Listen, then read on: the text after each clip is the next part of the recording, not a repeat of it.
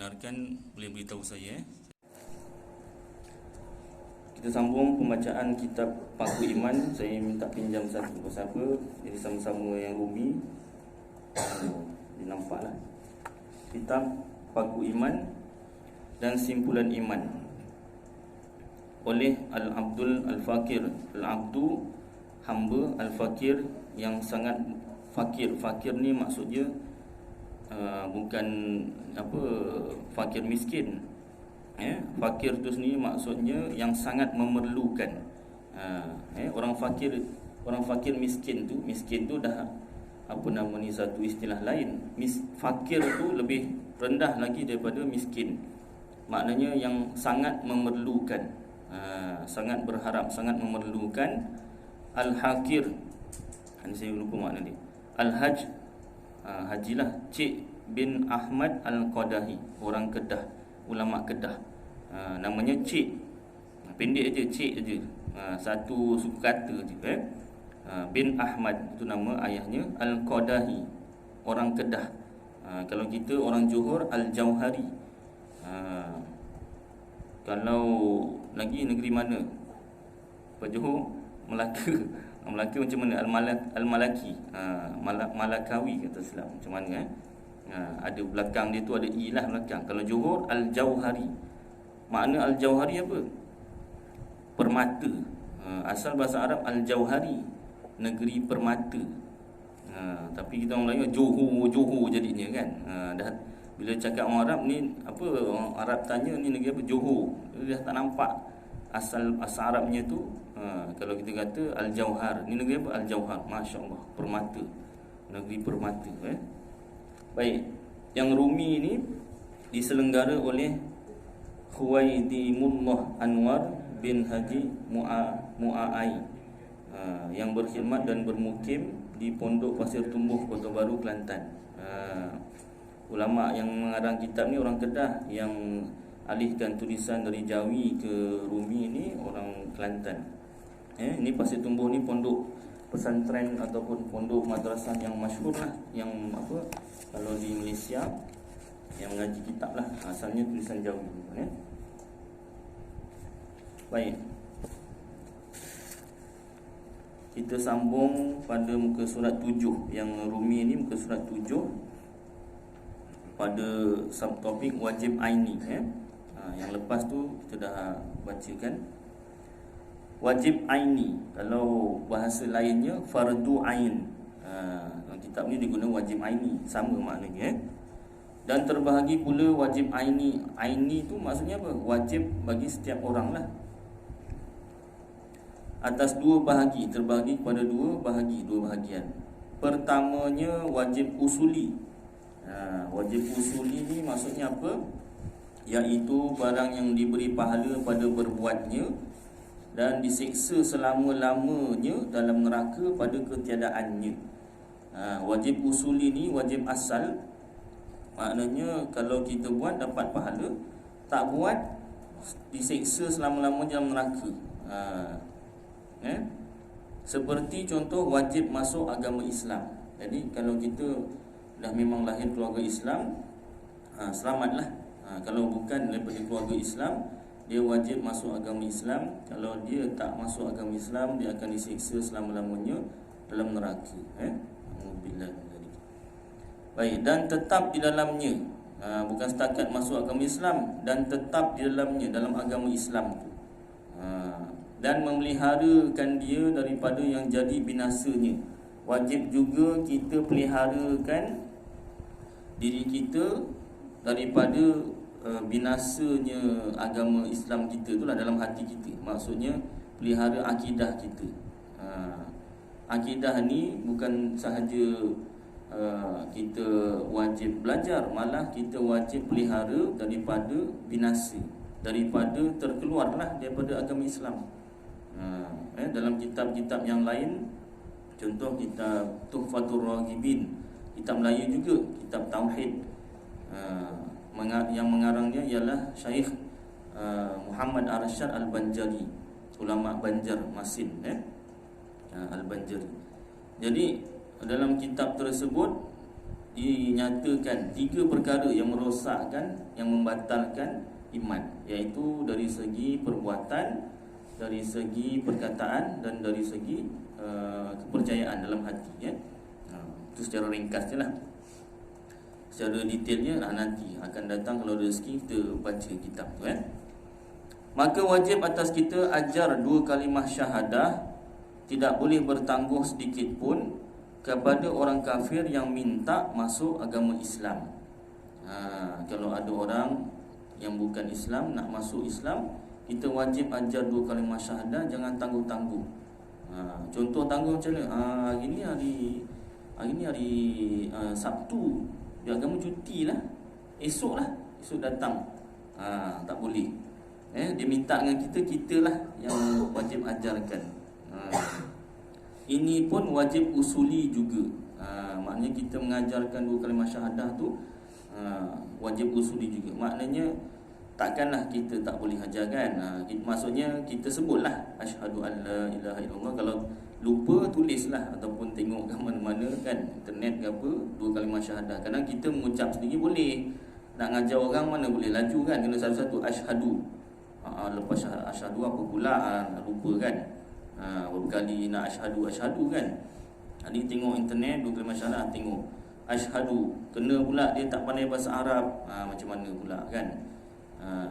Kalau boleh diajar bahasa Arab, ajar. Kalau dia tak mampu, disebut lain, disebut apa, dia ajar lain, sebut lain, kan. Maka tak kala tu ajar dia bahasa yang dia faham. Kalau bahasa Melayu lah.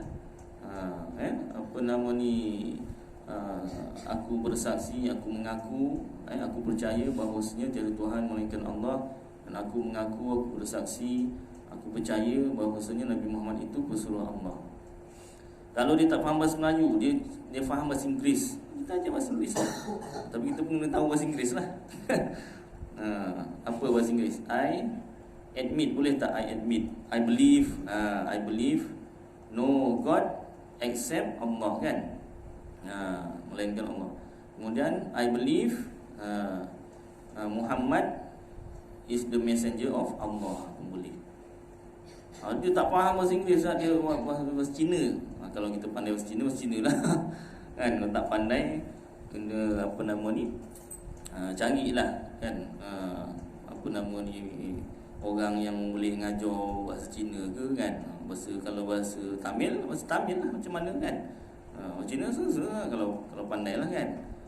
Tamil ni kadu kan, macam mana, kan. Kalau pandai lah. Kerana ada juga orang Melayu yang sekolah Cina, kan, sekolah Tamil, kan, orang yang pandai juga. Baik. 9 nota kakinya situ. Jadi kafir bertangguh ajar 2 kalimah syahadah kepada orang kadir, minta orang hadir ni. Kena bandingkan dengan yang rumi, ya.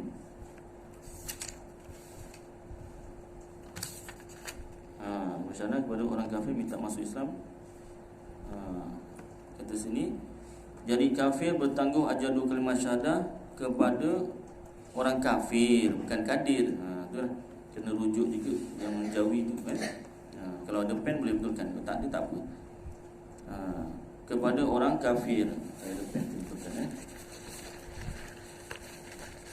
Kalau tak ada pen, mungkin pihak masjid, saya pun tak buat. Pihak masjid sediakan pen ke apa, kan. Kadang-kadang ada tambahan, boleh tulis kat situ. Baik. Minta masuk Islam. Dan kata Nawawi, kata Imam Nawawi, dosa besar. Maka di sisi Imam Nawawi wajib furu'i. Intaha, tamat perkataan muallif, pengarang kitab. Jadi kalau kita tangguhkan, orang yang menangguhkan mengajar 2 kalimah syahadah kepada orang kafir yang nak masuk Islam, boleh jadi kafir juga, murtad. Tapi kata Imam Nawawi tidak, cuma dosa besar, kena bertaubat lah. Baik, jadi kena bersedia. Manalah tahu, kan, ada orang bukan Islam yang nak masuk Islam. I tengok you baguslah, I nak masuk Islam, contoh, kan. Kawan-kawan ke, jiran-jiran ke, bersedialah, ajarlah apa yang kita tahu, kita ajarlah kalimah syahadah. Baik. Nanti dah ajar, barulah kita bawa kepada imam ke, bawa kepada jabatan agama ke. Sebelum tu ajar dulu. Baik. Dan keduanya wajib furu'i, tadi wajib usuli. Yang keduanya wajib furu'i, wajib furu', iaitu barang yang diberi pahala pada mengerjanya, membuatnya, dan disiksa sekadar dosanya. Tiada kekal pada meninggalnya, seperti sembahyang fardu dan puasa Ramadan. Maknanya wajib furu'i ni, kalau kita buat dapat pahala, tapi kalau kita tak buat disiksa sekadar dosa yang berapa banyak yang kita tinggal. Contohnya tadi solat fardu, sembahyang fardu.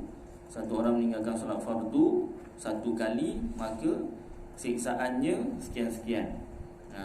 Kalau tak silap saya, siksaannya akan ada ular namanya Suja'ul Aqra', akan memukul kita dengan kuku besi hingga terbenam beberapa dalam lah 70 hasta ke berapa tak silap, kemudian dicongkil semula. Itu satu sembahyang fardu ditinggalkan. Itu dikubur. Kalau di akhirat adalah siksaannya, masuklah api neraka sebanyak mana dosa yang telah dibuat.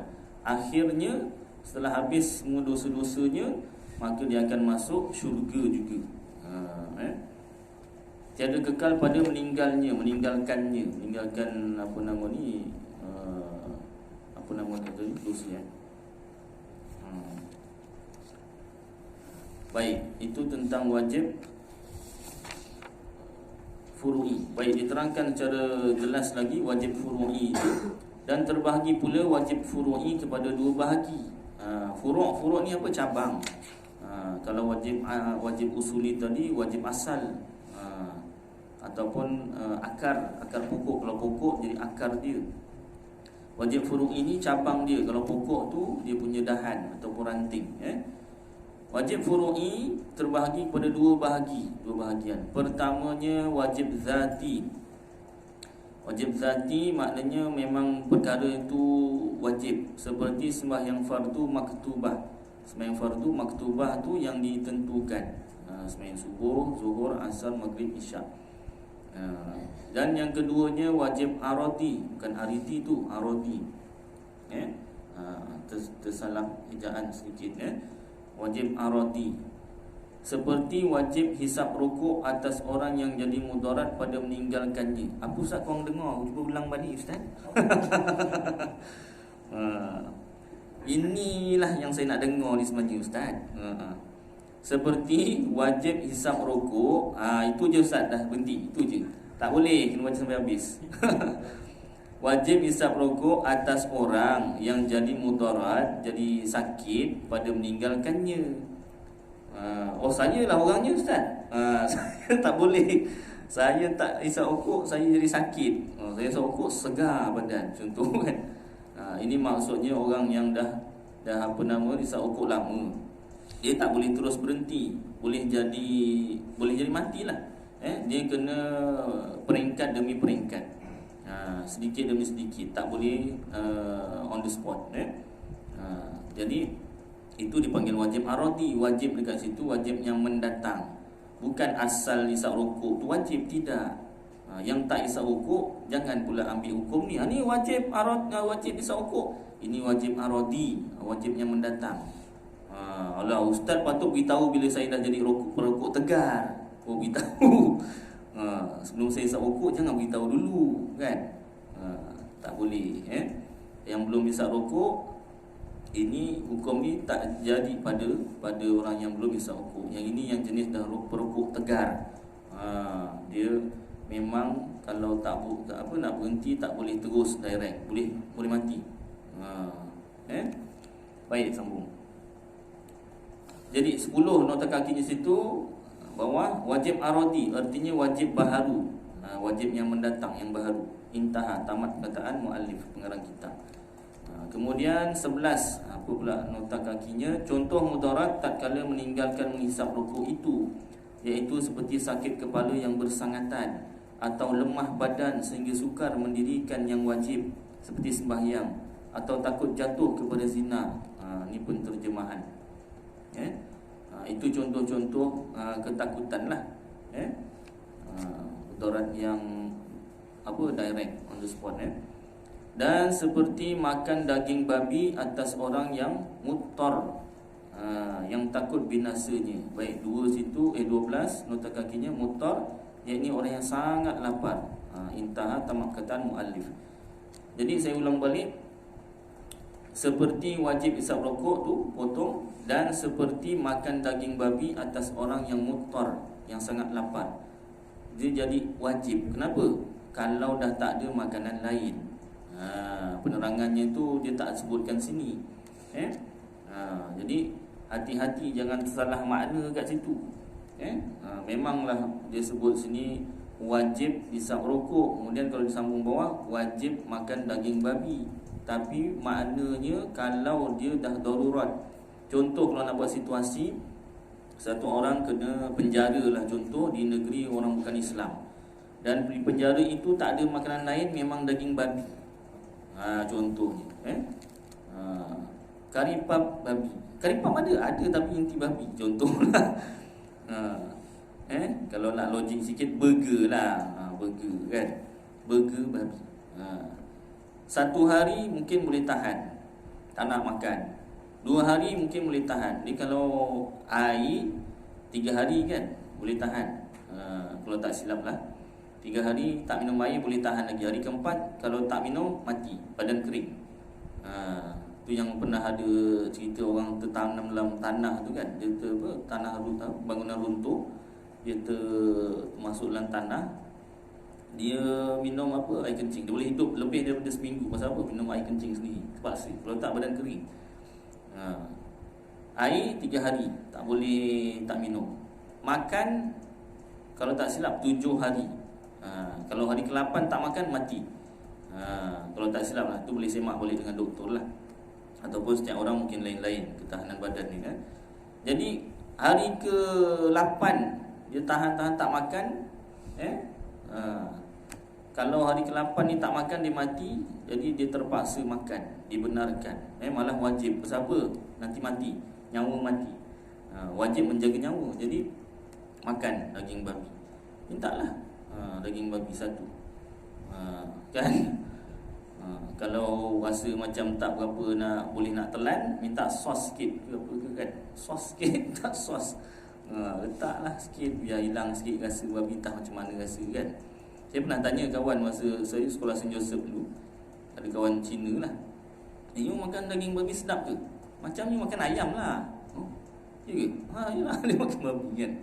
Macam makan ayam dia kata. Maknanya tak jauh beza lah rasanya tu kan. Jadi taklah kita ni excited sangat macam mana rasa daging babi tu kan. Rupanya lebih kurang sama macam ayam juga kata. Payahlah. Lagipun memang haram pun kan. Kadang budak ni dia lagi excited, lagi dia nak cuba. Lagi kata tak boleh tu yang lagi dia nak cuba tu kan. Tu hati-hati ya. Baik, jadi dibenarkan malah jadi wajib kalau darurat. Darurat. Tu makanan. Kalau air pula 3 hari tu kan. Air 3 hari, masuk hari keempat kalau tak minum boleh mati. Yang ada Carlsberg, Tiger, pilih yang itu je yang ada. Tapi takkanlah penjaga air tu kan, mahal no. Mahal. Tu air jaranglah, habis makanan. Makanan tu baik. Jadi itu wajib furui. Kemudian tanda wajib syar'i dan wajib akli. Dan bermula itu dikatakan wajib atas. Kalau perkataannya mula-mula tu disebut wajib atas, seperti dikatakan wajib atas mukallaf. Maknanya wajib ke atas mukallaf, orang yang wajib menanggung dosa pahala, atau wajib atas tiap-tiap mukallaf. Itu wajib apa? Wajib syar'i. Wajib syarak, maknanya atas orang yang mukallaf itulah dibebani dengan kewajipan syarak. Adapun tanda wajib akli, wajib akal, itu dikatakan wajib bagi atau wajib pada, dengan makna bagi, pada tapi maknanya bagi. Seperti dikatakan wajib bagi Allah. Kalau wajib bagi Allah itu bukan wajib syarak. Allah mesti buat macam ni, kalau tak Allah Ta'ala berdosa. Bukan. Itu sebab dibezakan, tak sebut wajib atas Allah, disebut wajib bagi Allah. Itu dari segi bahasa lah. Walaupun dari segi bahasa, tapi ditekankan juga supaya ada beza antara wajib syarak dengan wajib akli atau wajib akal. Baik, sebelum kita masuk pada hukum akal ni tuan-tuan, hukum akli, saya suka juga nak menjelaskan kenapa kita belajar sifat Allah kena belajar hukum akal. Mungkin tuan-tuan pernah dengar pertikaian ataupun pernyataan bahawasanya orang yang belajar hukum akal ni, ini pelajaran ilmu falsafah. Kalau tuan-tuan yang ada masuk universiti atau anak-anak ataupun saudara mara yang masuk universiti bahagian sastra, kalau dekat universiti siapa ambil sastra wajib ambil falsafah. Kalau tak silap saya lah, tu kat UKM lah, tak tahu kat UI lain. Wajib ambil ilmu falsafah. Ilmu falsafah ni macam mana? Kalau kita kata soalan tentang masa, sekarang pukul berapa? Contoh macam tu kan soalannya. Tapi ilmu falsafah ni bukan sekarang pukul berapa, masa tu apa. Masa tu apa? Mana nak jawab? Tapi ada jawapan dia. Boleh pula dia tanya masa tu apa. Masa-masa lah. Pukul berapa, pukul apa. Tak, masa itu apa. Itu yang saya paling ingat sekali, ilmu falsafah yang saya belajar kemarin. Siapa pelopor dia? Aristotle, Socrates. Ini siapa? Beberapa orang lagi tu kan. Jadi kenapa kita belajar hukum akal? Ni kan ilmu falsafah. Baik, jawapannya begini. Yang menyusun ilmu falsafah untuk belajar tentang sifat Allah ini ialah Imam Abul Hasan Al-Asy'ari dan Imam Abu Mansur Al-Maturidi. Ini dua orang dipanggil tokoh tauhid. Dua orang tokoh ini, secara ringkasnya lah, dua orang imam ini dia bukan buat tauhid baru, tetapi dia susun Al-Quran dan hadis-hadis Rasulullah tu dalam bentuk yang mudah untuk kita pelajari dan mudah kita fahami sifat-sifat Allah, mudah untuk kita belajar tentang sifat-sifat Allah. Dan pada masa dua orang imam ini tengah hebat fahaman falsafah, iaitu punca ataupun ilmu falsafah yang paling tinggi, bahawasanya dunia ni terjadi dengan sendiri, ataupun bahasa mudahnya semula jadi. Tapi semula jadi tu kita dah khaskan untuk perkara alam sekitar, alam semula jadi. Jadi fahaman falsafah yang paling tinggi, asas dia ialah dunia ini terjadi sendiri, tak percayakan Tuhan lah. Jadi falsafah, ilmu falsafah asal memang macam tu. Maknanya yang terkini pula, dunia ini terjadi dengan satu letupan besar, dipanggil Big Bang. Letupan besar, boom, gitu kan. Kalau Melayu letupan besar boom lah, boom, gitu kan. Tak berapa meletup sangat. Dia yang meletup tu jauh punya boom. Bunyinya macam mana? Pier. Betul-betul meletup. Bunyinya je dah macam nak meletup. Pier, tu kan. Kalau dia je tu macam mana? DI tak macam mana, eja tak tahulah. Bunyinya macam tu lah. Cuman jauh ke? Tak lah, Jawa. Cakap Jawa je tak pandai. Adalah turunan Jawa. Jadi meletup duer macam tu, maka jadilah dunia ni macam tu aja. Itu ilmu falsafah.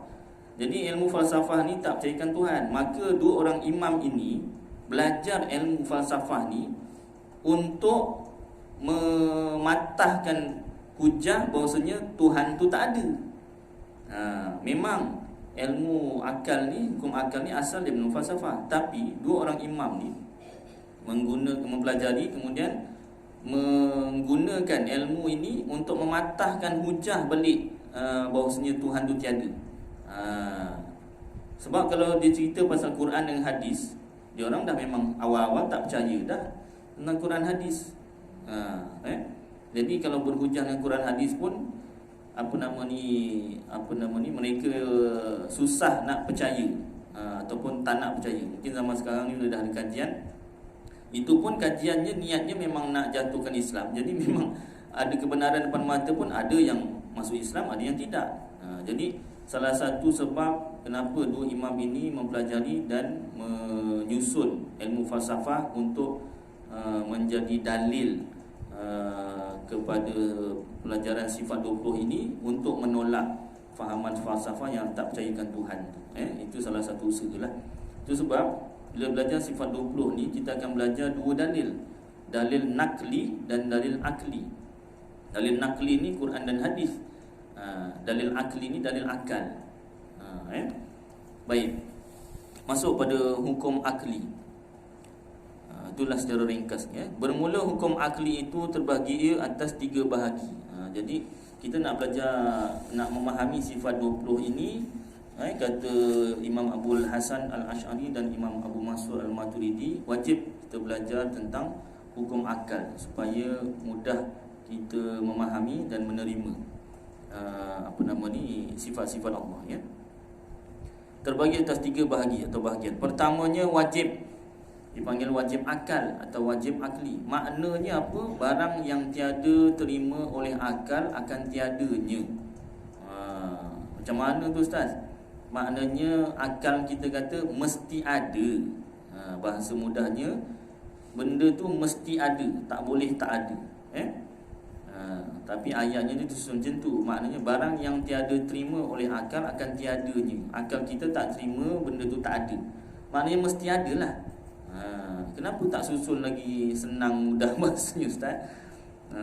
Ini kebanyakannya susunan ayatnya tu ikut susunan tata bahasa Arab. Memang susunannya tu susunan bahasa Arab. Yang pertama itulah. Yang kedua memang supaya orang kata disuruh kita belajar Arab lah sebenarnya. Itu yang keduanya lah sebabnya. Baik, kemudian kalau kita nak buat buku baru yang bahasa lagi mudah pun boleh. Malah kalau tak silap saya, ada ulama daripada Malaysia, Kiai Idrus Ramli pun ada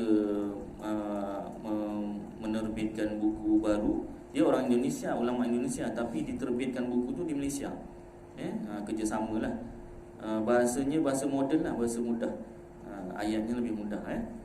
Pun ada juga kat Shopee kalau tuan-tuan nak beli, ya. Baik, contoh seperti zat Allah. Zat kat situ maknanya apa? Ni bukan zat besi, vitamin apa, bukan. Zat dekat sini maksudnya diri Allah.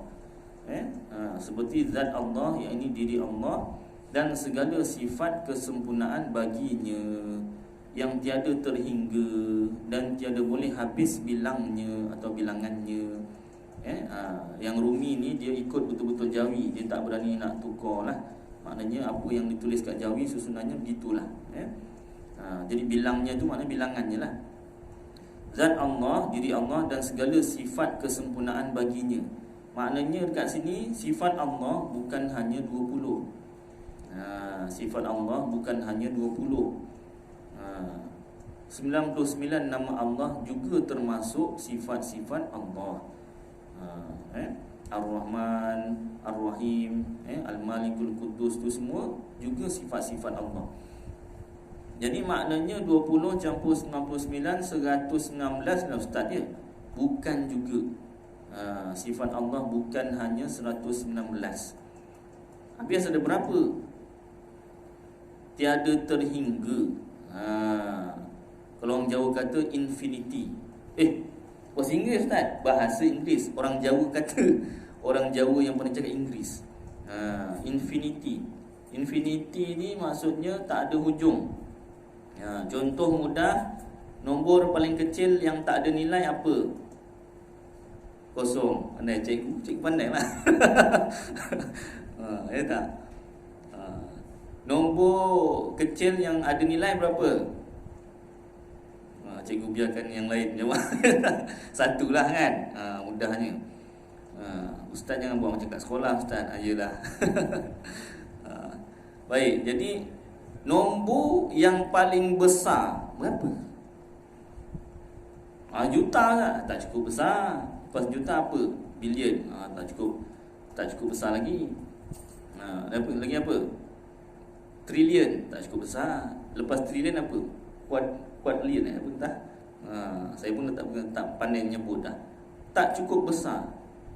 Kalau tanya profesor matematik sekalipun, nombor paling besar memang tak ada jawapan. Ada jawapan lah, jawapannya apa? Infinity.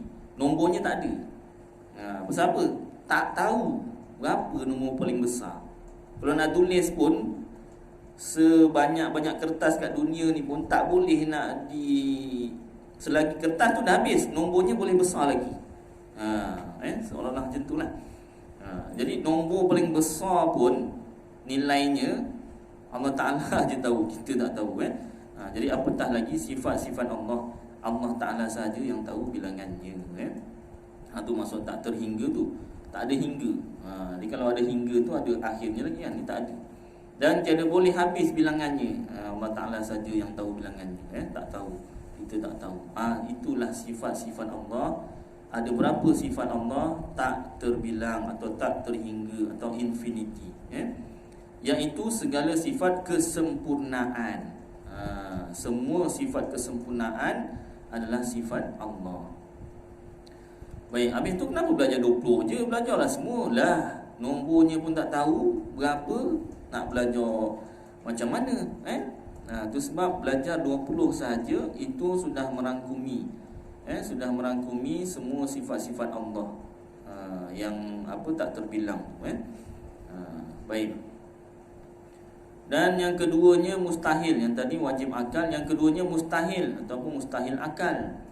Maknanya apa? Maknanya barang yang tiada terima oleh akal akan adanya. Bahasa mudahnya, akal kata mesti tak ada, mesti tak wujud. Contoh seperti syarik baginya subhanahu wa ta'ala. Nya yakni Allah. Syarik tu apa? 13 tengok situ bawah. Syarik yakni yang menyekutu dengan Tuhan. Intaha, tamat perkataan muallif. Menyekutu dengan Tuhan tu maknanya kawan atau penolong. Tu makna sekutu tu. Negeri-negeri Melayu bersekutu. Negeri-negeri yang bersama-sama. Bersatu padu. Syarik. Saya sebut syirik tak okey. Syirik maknanya menduakan, tapi lebih kurang lah. Syarik tu orang yang menyekutu, maknanya kawannya. Syirik dia menduakan. Contohnya kalau isteri dia menduakan suami dia, ada kira syirik lah dari segi bahasa. Syirik dari segi bahasa maknanya dia menduakan isterinya, suaminya. Kalau syirik dari segi tauhid, dari segi istilah, maknanya menduakan Allah Ta'ala. Maknanya dia kata Tuhan tu ada dua. Itu syirik. Perbuatan syirik, menyekutukan Allah. Kawan bagi Allah itu dipanggil syarik. Jadi betul kat sini tulis syarik ni maknanya apa nama dipanggil entitinya. Entitinya tu syarik. Perbuatan menduakan Allah dipanggil syirik. Baik, jadi mustahil bagi Allah Ta'ala tu ada syarik, ada sekutu, ada kawan, ada penolong. Itu mustahil akal. Akal tak boleh terima adanya. Saya nak buat satu contoh lah, pentingnya hukum akal ni tentang mustahil akal ni lah, syarik, sekutu bagi Allah.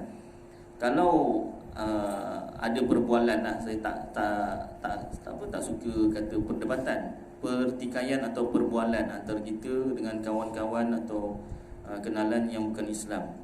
Contoh dia kata dia percaya ada dua Tuhan.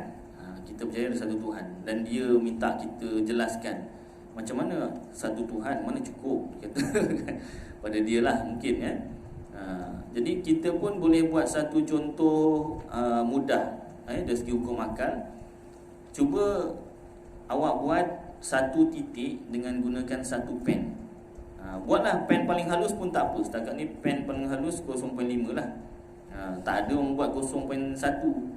Tak nampak tulisannya kan. 0.5 punya pen, buat satu titik. Contohlah kita bagi dia pen, dia pun buat. Sudah jadi mah. Contohlah ini satu titik. Betul mah. Contoh kan.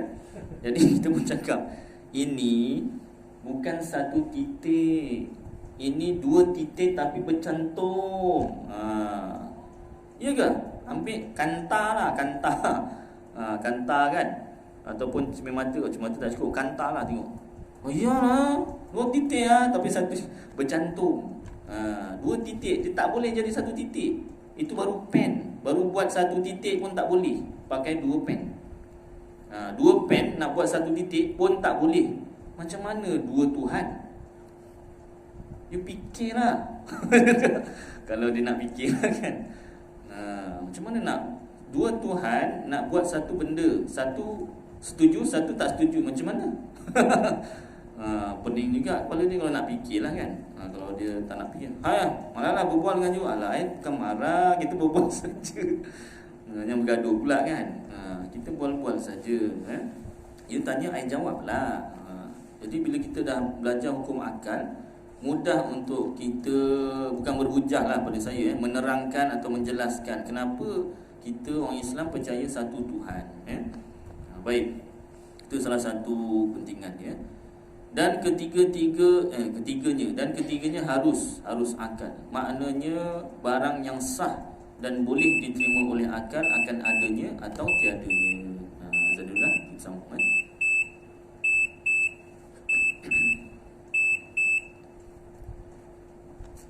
Siapa azan? Islam.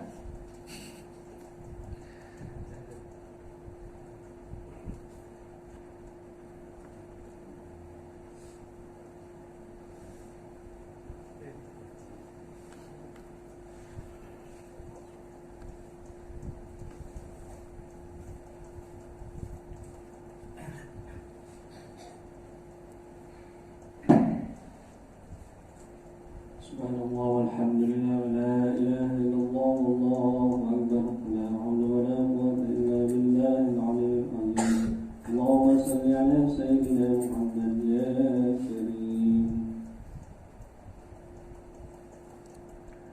Allahu akbar Allahu akbar.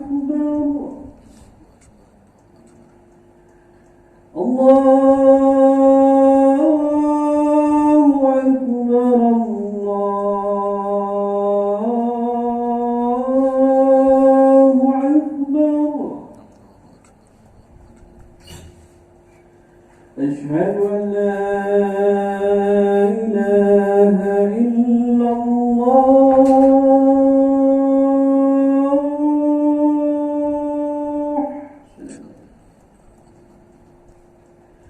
أشهد أن لا إله إلا الله.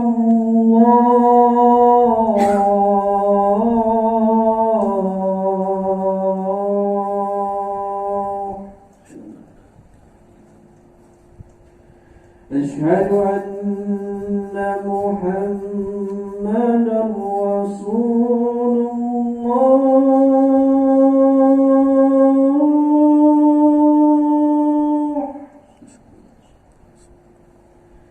أشهد أن محمدا رسول الله.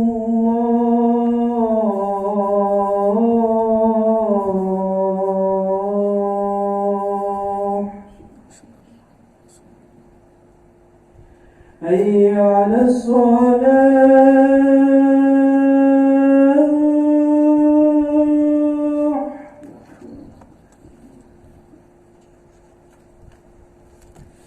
حي على الصلاة.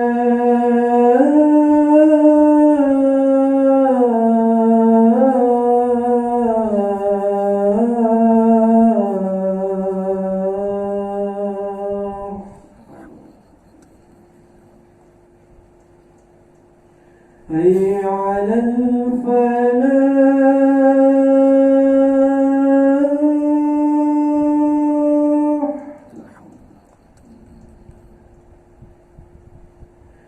حي على الفلاح.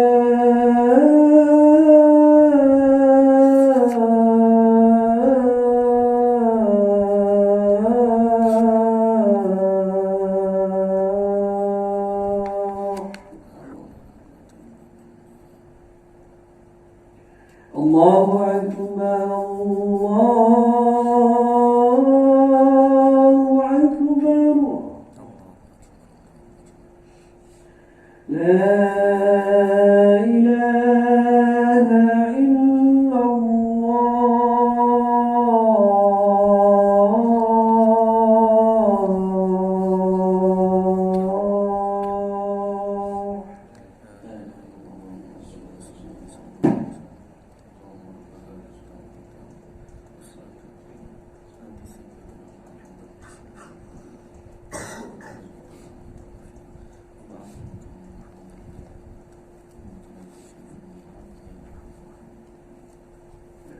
kita sambung dalam 10 minit. Kalau lebih tolong ingatkan. Kadang-kadang syok sendiri. Baik. Dan ketiganya harus, maknanya barang yang sah. Saya tengok yang Rumi ni tuan-tuan lagi bagus. Dia ada nota kaki untuk penterjemah. Yang Jawi tak ada. Yang Jawi nota kaki pengarang kitab je. Bagus juga yang ni. Itu antara kelebihannya lah. Sebab yang mengalihkan bahasa ni pun orang ngaji pondok juga ni. Jadi mungkin apa yang dipelajari itu ditambahkan dalam ni. Baik. Dan ketiganya harus, yakni harus akal. Maknanya barang yang sah. Barang tu maknanya perkara. Barang yang sah, perkara yang sah dan boleh diterima oleh akal akan adanya atau tiadanya. Akal kita boleh terima, ada pun boleh terima, tak ada pun boleh terima. Contoh seperti bergerak atau diam bagi jirim dengan tertentu. Jirim tu apa? Belajar sains sebelah ni. 14 nota kakinya jirim, makna mudahnya iaitu objek yang bertubuh, ada badan, yang boleh dibahagi-bahagikan dengan jalan kerat ataupun potong kerat samalah. Seperti manusia, pokok-pokok, haiwan. Itu contohnya lah. Kiaskah yang lain? Kalau dari segi sains, jirim tu apa nama ni, macam mana nak cakap objek lah yang mengambil ruang. Baik. Jadi benda tu bergerak atau diam, maknanya salah satu. Kalau dia bergerak, tak diam, akal terima. Kalau dia diam, tak bergerak, akal terima. Dia tak boleh dan bergerak dan diam, akal tak boleh terima. Ustaz nak tahu tak, saya punya handset ni iPhone 18 contoh iPhone 18, dia bergerak dan diam dalam satu masa. Mana ada, ini yang baru Ustaz tu lah, Ustaz tak ada iPhone, dia tak, Ustaz tak tahu, tak ada. iPhone 100 sekalipun tak ada dia boleh bergerak dan diam dalam satu masa, tak boleh. Yang percayalah, memang tak boleh ni. Dia sama ada bergerak, vibrate, dia tak diam lah. Kalau dia diam, tak vibrate, dia tak bergerak lah. Salah satu. Tak boleh diterima akal dua-dua sekali, bergerak dan diam dalam satu masa. Baik.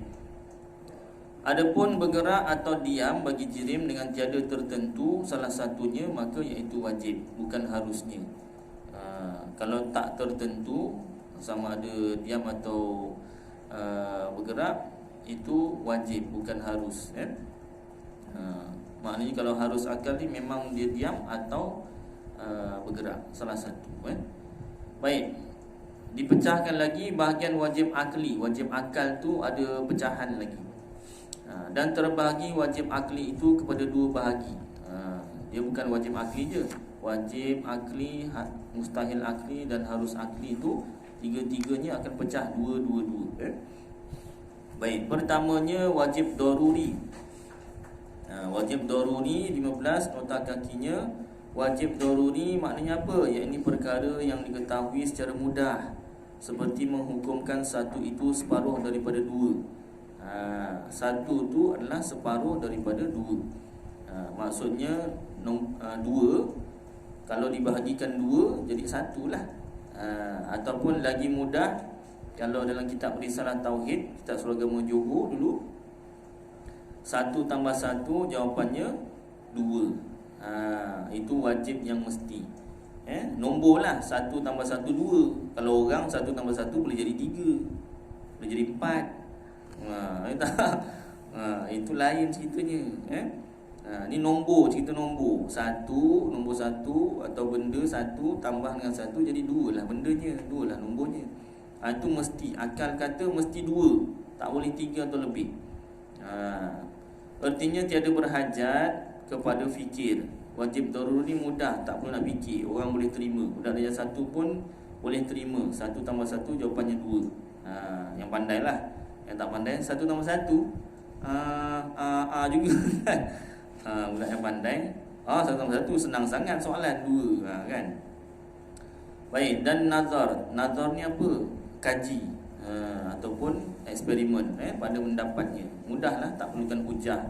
seperti penuh lapang bagi jirim sebesar zatnya. Contoh dibagi itu pun macam susah. Wajib daruri ni asalnya senang. Tapi dia bagi contoh tu seperti penuh lapang bagi jirim sebesar zatnya. Apa benda maknanya Ustaz? Contohnya macam ni. Ini jirim, salah satu contoh jirim. Air mineral. Kemudian dia ni penuh lapang bagi jirim sebesar zatnya. Zatnya tu dirinya. Dia mengambil ruang. Lapang tu ruang lah. Dia mengambil ruang seberapa besar? Sebesar 250 ml. Itu mililiter ukuran air. Macam mana nak sebut? Serah berapa sentimeter lah. Dia punya isi padu kan. Isi padu memang 250 ml lah kan. Isi padu dia. Itulah ruang yang dia ambil. Itu wajib daruri yang akal boleh terima. Dia punya ruangan dia tu, akal boleh terima. Oh besar ni. Tapi contoh yang paling mudah pada saya yang kitab Risalah Tauhid itulah 1 + 1 2. Dan keduanya wajib nazari. Seterusnya wajib nazari 16 dikata situ nota kakinya kat bawah. Wajib nazari iaitu perkara yang tidak mudah diketahuikan dia, dengan makna perkara yang memerlukan dalil atau hujah bagi menguatkan sesuatu. Ini penterjemah. Artinya diterangkan lagi berhajat, ini penerangan oleh pengarang kitab yang asal lah. Artinya berhajat kepada fikir, kena berfikir. Dan nazar tu kajian atau eksperimen atau hujah pada mendapatnya, barulah boleh masuk dalam kepala, barulah boleh diterima akal. Seperti wajib ada zat Allah. Q tu terlebih Wajib ada zat Allah dan segala sifat kesempurnaan baginya.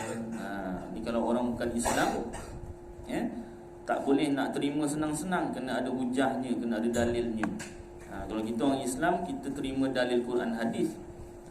Dalil akli itu kita belajar juga untuk menguatkan, menambahkan lagi. Wajib ada zat Allah. Allah Ta'ala tu wajib ada, mesti ada, tak boleh tak ada.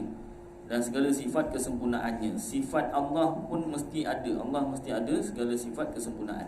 Ini pun saya nak buat contoh satu lagi tentang adanya, wujudnya zat Allah. Kalau kita berbual kan dengan orang Islam, ini speaker keluar tak? Baik, kalau kat luar kan takut ada pertikaian pula kan. Tapi kalau dia dengar boleh jadi hidayah juga. Baik, tak apa, ada pro and cons dia kan. Tapi saya sukalah speaker dalam. Baik, sebab apa nama ni, Kak Bayuan Kasum macam ada apa situasi sikit kan. Azan dah ditutup pintu azan pula dah. Tak boleh nak azan kuat. Tapi tak jumpa lagi, kita tak jumpa pejabat lagi sama ada orang yang tutup ataupun pejabat. Nanti ada masa pergilah jumpa. Baik, dah lama tak dengar azan kan. Jadi bila Islam azan ke saya azan dah agaknya tak tahulah. Kalau nak sangka buruk tu ada yang dengkilah. Kalau nak sangka baik mungkin terkunci sendiri. Baik, sambung. Jadi kalau kita nak berbual-bual dengan orang Islam, contoh dia tanya, you percaya Allah ada kan? Dia pula sebut Allah tu kan. You percaya Tuhan ada? Yalah, Tuhan mesti ada. Bukan bergaduh, berbual biasa kan. Apa proof? Minta proof kan, bukti. Apa bukti? Pinjam you punya handset. Kita pinjam dia punya handset. Barang yang paling berharga handset lah. Duit tu nombor 2, handset tu. Maklumat peribadi apa semua tu kan. Minta handset. Dia ada nombor telefon keluarga, nombor telefon kekasih gelap apa tu, bahaya tu, penting tu. Pinjam handset.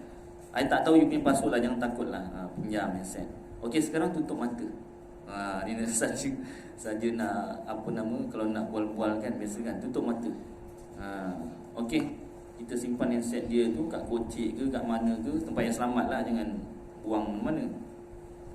Okey, sekarang buka mata. Okey, sekarang handset you sudah hilang. Hey, you jangan main-main lah. I punya handset mahal. Marah dia. Jangan main-main. Ni handset mahal lagi apa. You jangan main-main lah. Jangan main-main. Alah betul lah yang cakap betul ni. Tak percaya I ke? You sudah kawan lama. Ni Ni yang cakap betul, handset dia sudah hilang. You jangan buat laporan polis nanti. Laporan polis hilang lah, bukan nak tuduh dia kan. Dia hilang sendiri. I pegang tadi, I suruh you tutup mata, tiba-tiba hilang. Ting. Manalah you bergurau lah. Jangan bergurau macam ni lah, sudah mau balik ni cepat sikit. Kata kan. Okeylah. Memang I bergurau saja. Ni ambil. Maknanya you tak percaya lah kalau I cakap dia hilang sendiri. Mana boleh. Mesti ada yang hilangkan. You lah hilangkan. Dia akan cakap macam tu kan. So maknanya kalau satu benda daripada ada jadi tak ada, mesti ada yang jadikan lah, mesti ada yang hilangkan lah. Iyalah.